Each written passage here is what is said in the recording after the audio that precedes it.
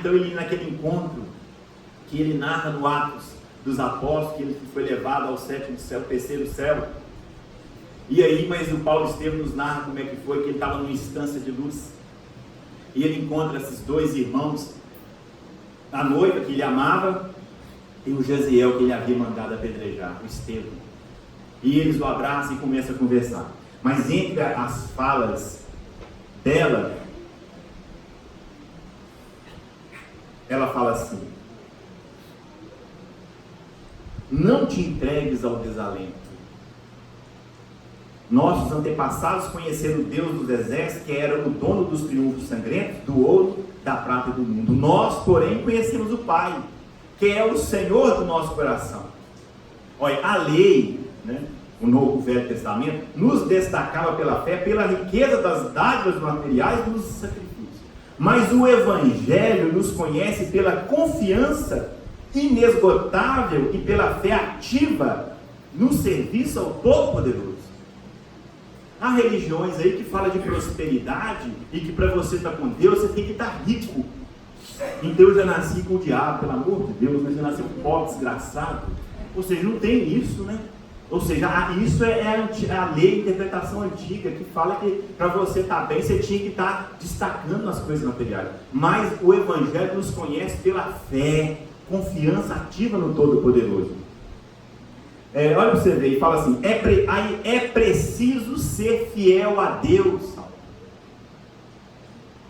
Ainda que o mundo inteiro se voltasse contra ti, possuirias o tesouro inesgotável do coração fiel. A paz triunfante do Cristo é a da alma laboriosa que obedece e confia. Não tornes a recalcitrar contra os aguilhões. Olha, nós estamos falando de limpar o vaso. Esvazia-te dos pensamentos do mundo. Quando hajas esgotado a derradeira gota de posca dos enganos terrenos, Jesus encherá teu espírito de claridades imortais. A posca era um vinagre misturado com água que os romanos tinham a título de refresco. E foi essa bebida que eles deram a Jesus na hora da crucificação, quando ele pediu água. Eles deram vinagre. Vinagre é o vinho que azedou, contaminado.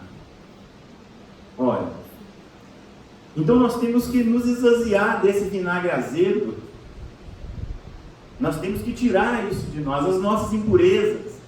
Nós precisamos tirar o nosso parecer, a minha opinião.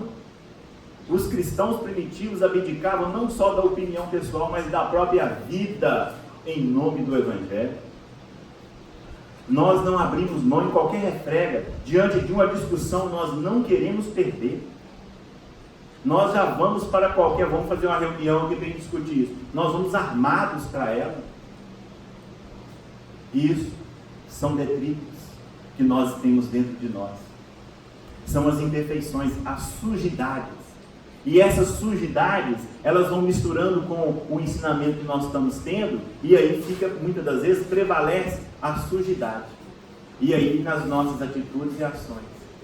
Aí se encontra a dificuldade, como diz Jesus, o adiamento da construção do reino de Deus dentro de nós.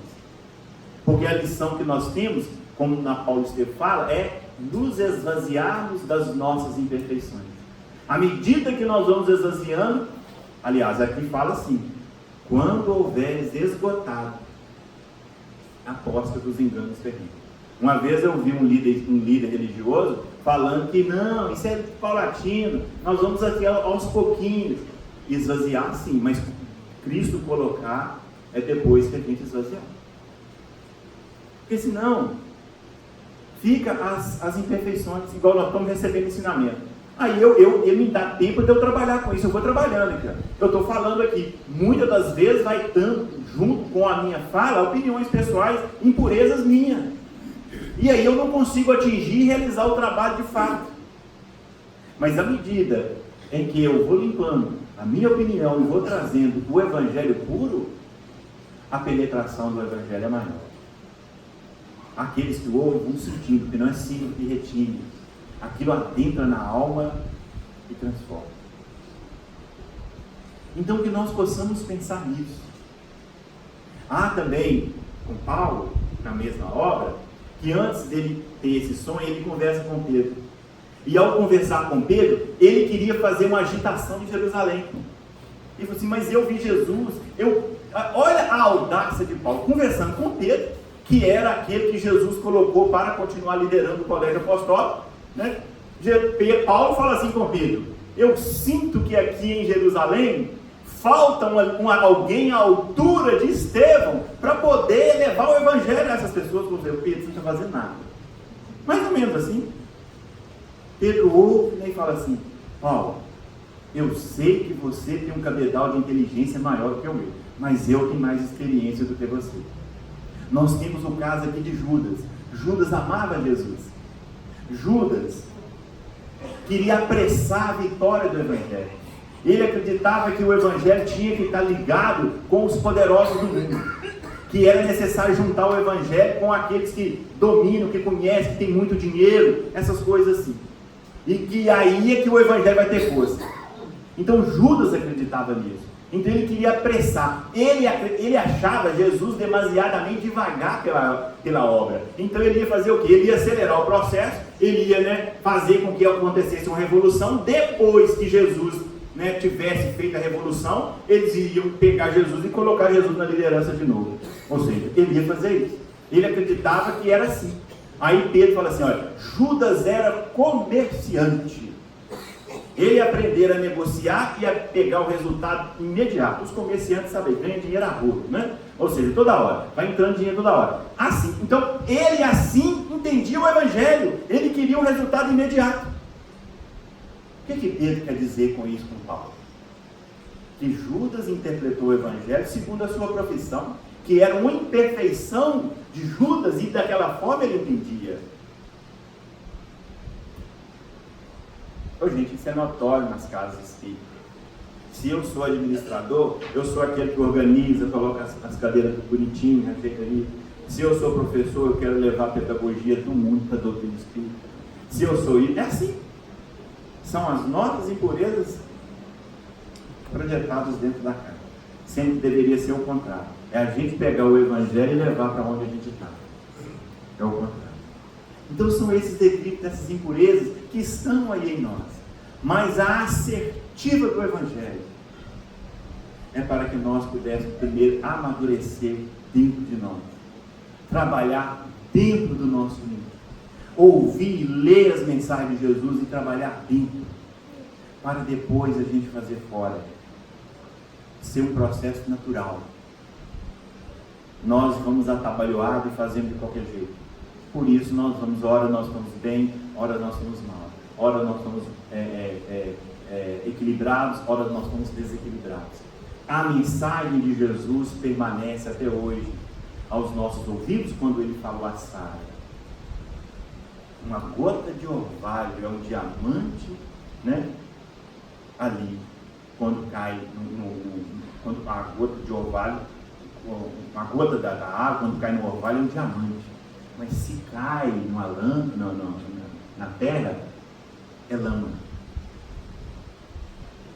Então, o que nós estamos fazendo com aquilo que estamos recebendo? É a pergunta que se faz. Mas a pergunta ideal é, nós estamos limpando o nosso íntimo?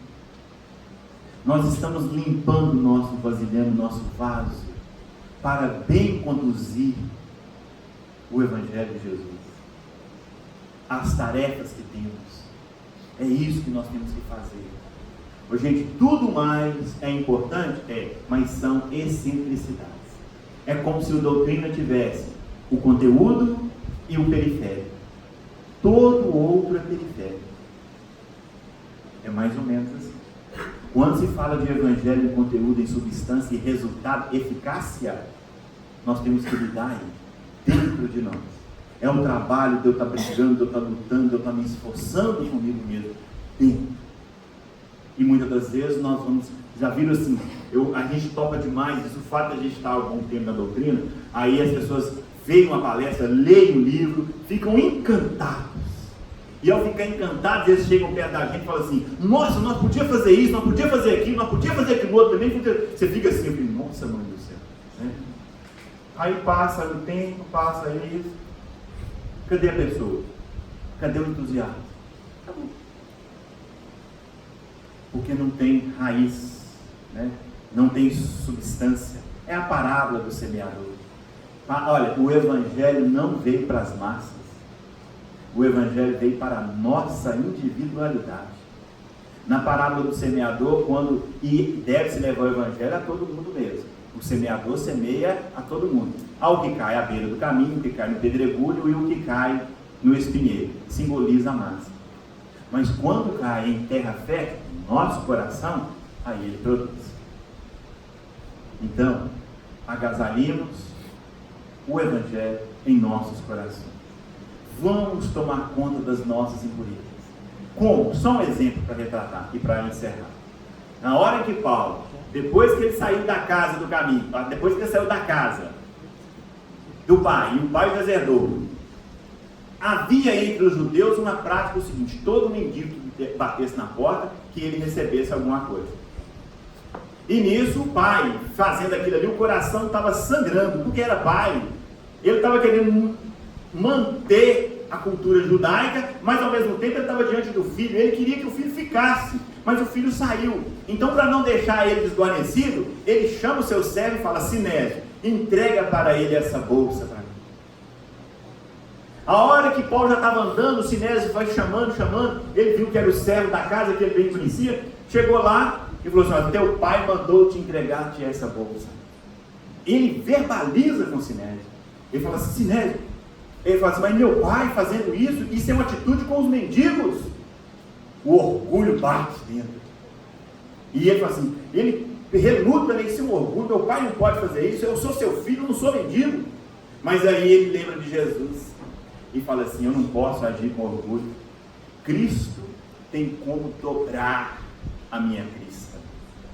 Aí ele faz um trabalho interno. Eu preciso compreender e ter humildade de aceitar a minha nova situação. Fez essas reflexões internas. A vontade dele fazer, que ele ia fazer, era isso. Não, fala com meu pai que eu não preciso dessa esmola, não. Ele ia falar isso. Mas ele, quando ele reflete que aquilo era orgulho, ele deveria trabalhar contra o orgulho, aí ele fala: Sinésio, fala com meu pai do contentamento que eu tive ao receber a sua oferta. A hora que o Sinésio chega e fala com o pai fica esperando. E aí? Ele aceitou e mandou agradecer. O pai falou assim: ele não é meu filho mesmo. Não é. Ele aceitou, você diz. Aí ele estava mudado. E é isso mesmo. Resumindo, lutemos contra as nossas imperfeições. Se nós temos vontade de fazer alguma coisa que a gente percebe que é erro, que vai ferir alguém, façamos o contrário. Façamos o contrário. Para a gente vencer a nós mesmos, as impurezas dentro de nós. Assim nós vamos conseguir conhecer a nós mesmos e nos livrarmos das nossas próprias impurezas. Porque nós não vamos lutar e nem brigar com ninguém. O trabalho, a luta, o bom combate é com a gente mesmo. Que Jesus nos abençoe e nos ilumine. Que assim seja.